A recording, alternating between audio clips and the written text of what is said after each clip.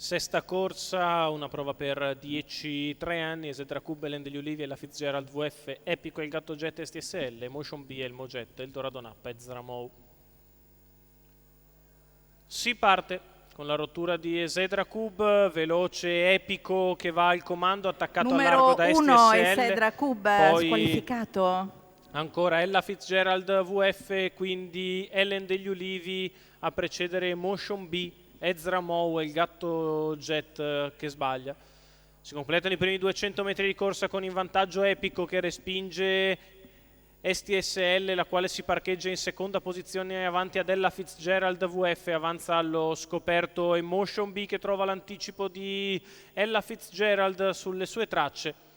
Ella Fitzgerald VF che va a chiedere ad ottenere strada da Epico, meno prova a passare perché sulla curva si piega un po', deve impiegare del tempo per passare a condurre Roberto Vecchione, completa i 600 metri in 45,5.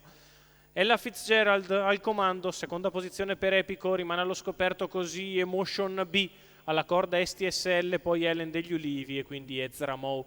Se ne vanno 800 metri in 1 minuto e 5 decimi con Ella Fitzgerald VF al comando e Motion B allo scoperto.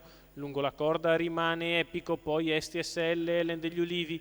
Si va verso il chilometro di gara, passato a buon ritmo dalle prime due, 1.16 e 1 per Numero i primi 5, 1000 di gara, Gatto Jet, con Ella Fitzgerald squalificato. VF in vantaggio e Motion B al suo esterno.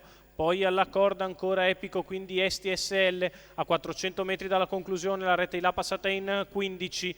Ella Fitzgerald si difende alla corda, attacca al largo Emotion B, Epico vicino ai primi, poi STSL che viene in mezzo alla pista, Emotion B copre completamente Ella Fitzgerald VF all'ingresso della dirittura d'arrivo, si prepara Epico ad andare di dentro, al largo STSL, la retta d'arrivo sono tutte un po' provate, la mossa di Epico all'interno è passata Emotion B, Emotion si difende, Epico scatta di dentro, Emotion ancora in vantaggio, Epico che ci prova nel finale e Emotion B tutta strada di fuori, viene a vincere nei confronti di Epico, al terzo posto finisce STSL, 31,6 l'arrivo un po' a rotoloni, d'altronde si era andati forte all'inizio, ma Emotion B se la fa tutta di fuori e viene a vincere nel finale. Alessandro Gocciadoro guida l'ENA per l'azienda agricola Biasuzzi, a vittoria della figlia di Marajà e della Infinita Upfront JM, tanto per citarne due, Robert B e Osis B, vince Emotion B nel finale su Epico che è secondo, terza STSL.